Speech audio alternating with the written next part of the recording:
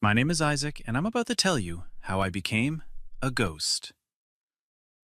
Babe, I'm heading to Jessica's for book club, Sarah called from the hallway. I looked up from my laptop. Again? That's the third time this week.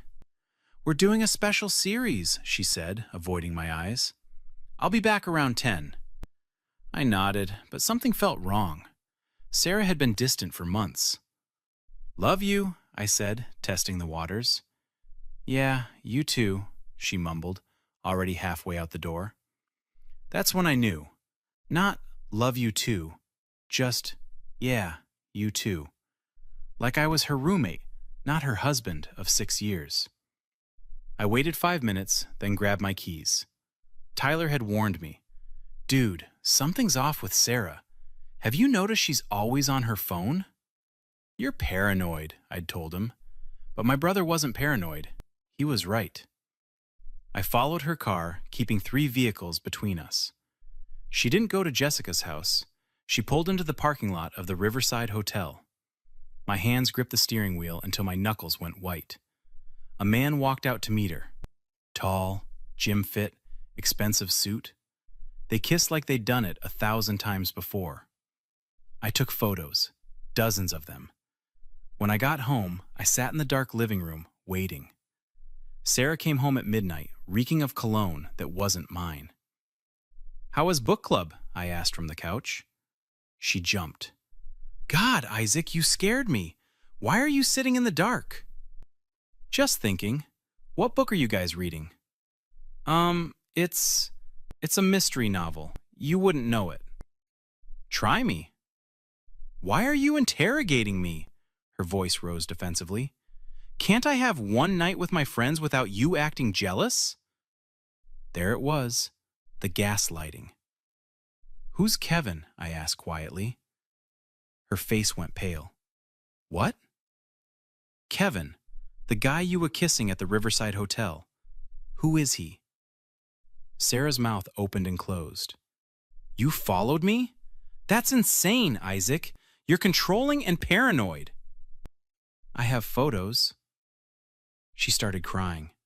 It's not what you think. He's just a friend from work. We were talking about a project. Do you kiss all your coworkers like that?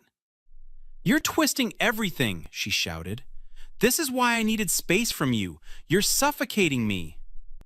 I stood up slowly. How long? Isaac, how long? She wiped her tears. 6 months.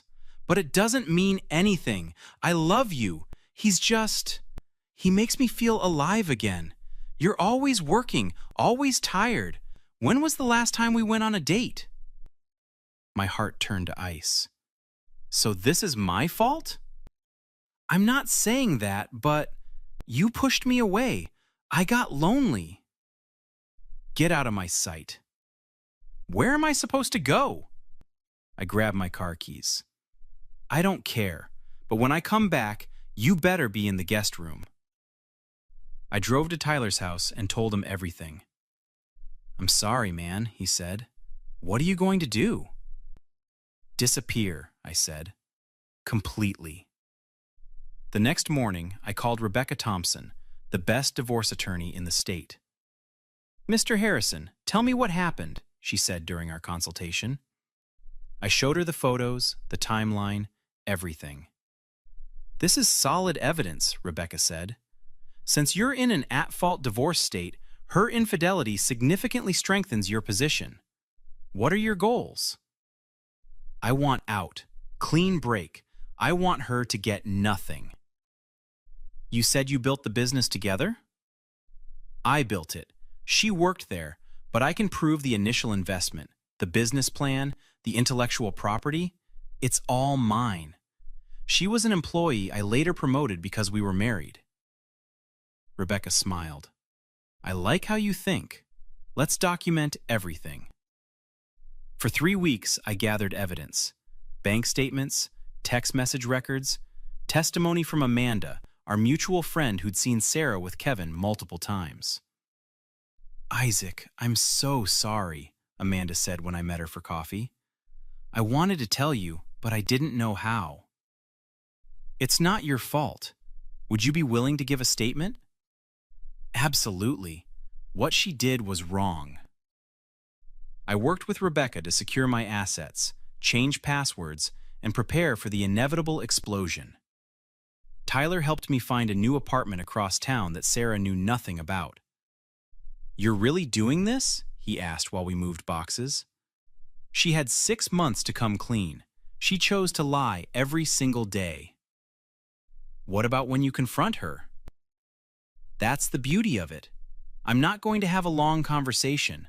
I'm going to serve her papers, tell her I'm done, and disappear. She's going to lose it. That's her problem, not mine. I also started therapy with Dr. Patricia Morris. I needed to process this the right way. "Isaac, it's healthy that you're choosing to leave rather than retaliate," Dr. Morris said. "But I want you to prepare yourself. Someone who's been maintaining a double life for 6 months may not react well to losing control." "What do you mean?" "She may try to manipulate you emotionally, cry, beg, make promises. Are you prepared for that?" "I am. I feel nothing for her anymore." "Good. Maintain that boundary."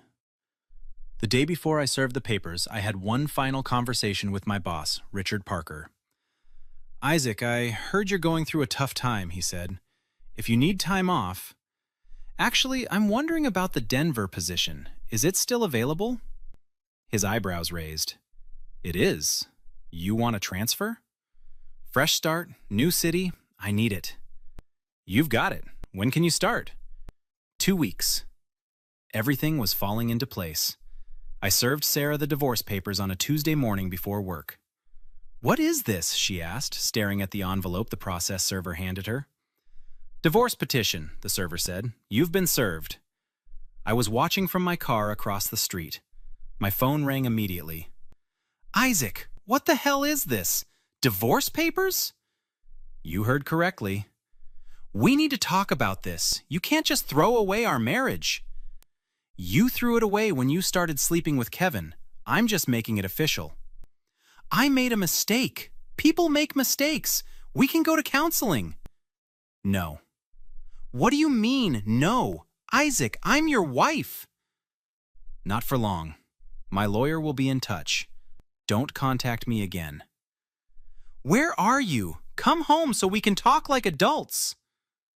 "I don't live there anymore." Silence. "What?" "I moved out. You can have the house until the divorce is final. Then we're selling it and splitting the proceeds." "Actually, no. According to the prenup we signed, you get nothing. Have Kevin help with the mortgage." "You can't do this!" "Read the papers. I already did." I hung up. Over the next 3 months, Sarah called 127 times. I blocked her. She emailed. I filtered them to spam. She showed up at my old office. Security escorted her out. "Isaac won't talk to me," she told Tyler when she ambushed him at the gym. "Please, you have to tell me where he is." "No." "I'm sorry. I ended it with Kevin. I want my husband back." "You should have thought about that before you cheated for 6 months. Leave me alone, Sarah." She tried Amanda next. "Where's Isaac?" Sarah demanded during a phone call. "You two were always close. You must know." "I know exactly where he is," Amanda said. "And there's no way in hell I'm telling you." "I thought you were my friend." "I was, until I watched you lie to Isaac's face over and over. We're done." The divorce finalized in record time. Rebecca was brilliant. "Mr. Harrison, you're officially a free man," she said. "Your ex-wife gets nothing. The business is yours. The savings account is yours. She's required to pay her own legal fees." "Thank you, Rebecca." "My pleasure. Rarely do I see such clear-cut cases of infidelity. She couldn't argue anything." I moved to Denver the next day. 6 months after the divorce, I was having dinner at a restaurant when I heard a familiar voice. "Isaac?" I looked up. Sarah stood there, looking exhausted. How did you find me? I asked calmly. I hired a private investigator. I had to see you. You need to leave. She sat down anyway. Please, just hear me out. 5 minutes. You've got 2. I made the worst mistake of my life. Every single day, I regret what I did. Kevin was nothing. He meant nothing. I was confused and scared and stupid. Your time's almost up. Don't you miss me? Miss us? We had 6 good years, Isaac. That has to count for something. It did count. Until you spent 6 months sneaking around behind my back. I was wrong. How many times do I have to say it? I'm sorry. I'm so sorry. My date Lauren returned from the restroom. Everything okay? Who's this? Sarah's voice turned sharp. Hi, I'm Lauren, she said, extending her hand. Isaac's girlfriend. Sarah's face crumbled. You're dating someone? Sarah, meet Lauren. She's an architect. Brilliant, honest, and loyal. Everything you weren't. Isaac, please. No. You had a choice every single day for 6 months. You chose Kevin. You chose lies. You chose yourself. I chose wrong. I know that now. Lauren sat down, taking my hand. Should I call security? That won't be necessary, I said. Sarah was just leaving. I'm not leaving until you tell me there's a chance. Any chance at all. There's not. You don't mean that. I've never meant anything more in my life.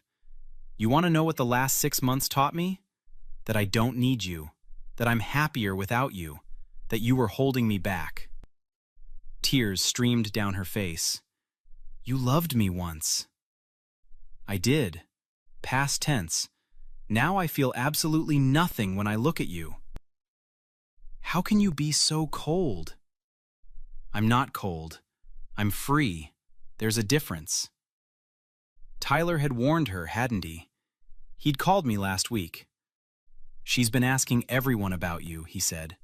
Mom, Dad, old coworkers. She's desperate. Let her be desperate. Not my problem.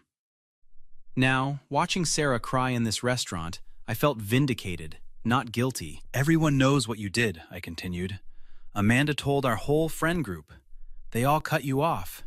Your family is disappointed in you. Kevin dumped you 3 weeks after I left. You're alone because you deserve to be alone. That's cruel. No, cruel is what you did to me. This is just consequences. Lauren squeezed my hand supportively. I have nothing, Sarah whispered. No friends, no family who'll talk to me, no money, no you. Sounds about right. How can you sit there with her and act like I never existed? Because you don't exist to me anymore. You're a stranger who used to sleep in my house. A waiter approached nervously. Sir, is there a problem? This woman is leaving, I said. Sarah stood up shakily. I hope you're happy. I am. Genuinely, completely happy. First time in years. I'll never forgive myself. Good, you shouldn't. She turned to leave, then looked back one more time. Do you ever think about me? Never. Not once. That was a lie. I thought about her sometimes, but only about how she taught me what I didn't want in a partner and how much better my life became without her. Sarah walked out. Lauren watched her go. That was intense, she said. You okay? I'm perfect, actually. She spent 6 months searching for me, thinking I'd take her back. She never realized I didn't want to be found. You really feel nothing? Nothing but relief. We finished our dinner, talking about our upcoming vacation to Italy. Plans I'd never have made with Sarah. My phone buzzed later. Unknown number.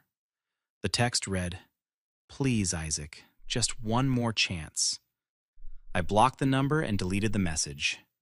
Sarah wanted me back because I was the only person who'd put up with her selfishness. Now she had to live with the consequences of driving away the one person who actually loved her. And me? I got to build a life with someone who understood that loyalty isn't negotiable. Have you ever had someone refuse to accept that you're done with them? Sometimes the best revenge is living well while they're stuck in the past. Like and subscribe for more stories about people who refused to be victims and fought back the right way.